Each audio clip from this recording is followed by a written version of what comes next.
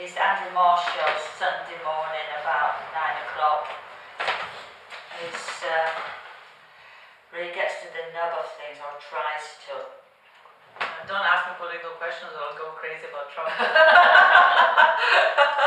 Vote! Can we do that too? No? No, we went on a fishing trip and then came back to find out that Trump had got COVID and been cured. I know. Right. Are you ready? Are we doing? Right. Welcome to FOLDYARD Gallery, Anna Maria Potamiti. Thank you for coming in and talking with us about your work. So let's start by asking you about your education and painting process. Well, first of all, thank you, Morag, and thank you, David, for this opportunity. I went to art school at the Ontario College of Art in Toronto, in Canada, and it had a fabulous reputation at the time. And I started off with a huge interest in figure drawing. I would go to my normal classes, and then I would go to the library and just copy drawings of Michelangelo, Leonardo da Vinci. I would just draw.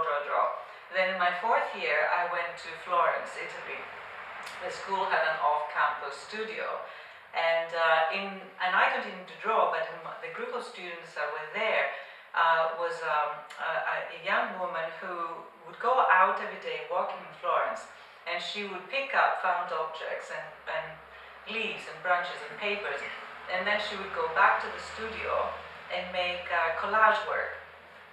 And I always was fascinated with that. It was so different from what I did then and for years. And now, after all these years, I find that I'm also doing a combination of the two. I'm going out with my drawing board, and then I collect shapes, I collect colors and figures and tiny bits of stories, go back to the studio and make my own collage work, and then that becomes acrylic paintings. So it sort of has come together for me, that fascination that I always had with what is she doing, what is she finding. Now it all makes sense to me so many years later, and it has all come together. Thank you. Now, why do you paint and draw people from fast food outlets, the play park? Why? What is it about these places that grab your attention? Drawing people fascinates me. I have always loved figure drawing, but when I started off, I used to do a lot of autobiographical paintings as a younger artist. And then at some point I got tired of repeating my stories. So I thought, I started to look at other people.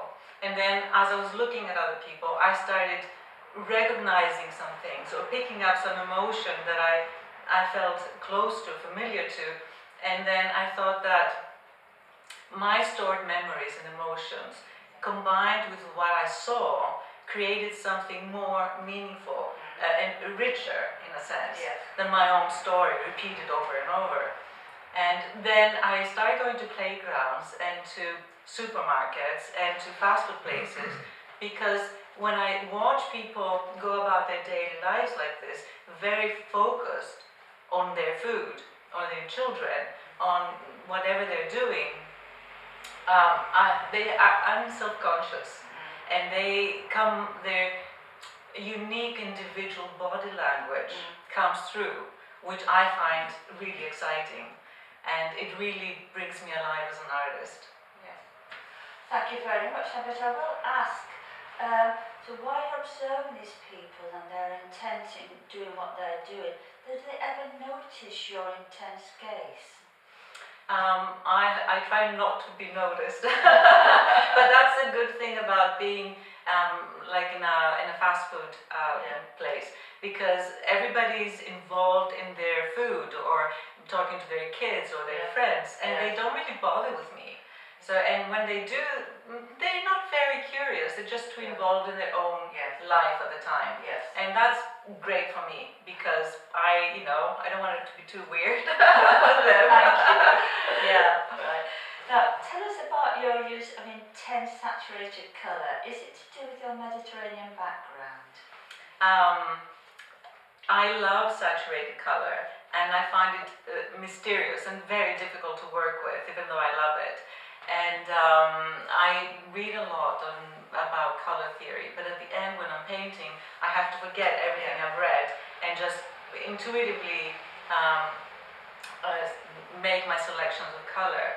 And my inner compass seems to be a lot more knowledgeable and correct than anything my mind could ever come up with. In terms of my Mediterranean background, the truth is that in Greece, in the summer months, we have such intense sunlight, and that it sort of dilutes all color. You don't really have saturation, apart from the blue of the sea, which is really like a jewel. And then you have dark, dark shadows and a lot of bright tones. So I was thinking about this, and I think that what really influenced me is being a little girl in Greece and watching Karangiosis, which is shadow theater. So you have this very bright white screen, and then you have these very exaggerated expressive figures in bright primary colors, play acting. And I think it's always in the back of my head, this play acting of these exaggerated, colorful figures. And it was a pleasure then, and I think it's still with me. Thank you very much. Thank you. Anna Maria Potamiti for coming in and spending time with us and talking about your work. Thank you very much, Morag and Dave.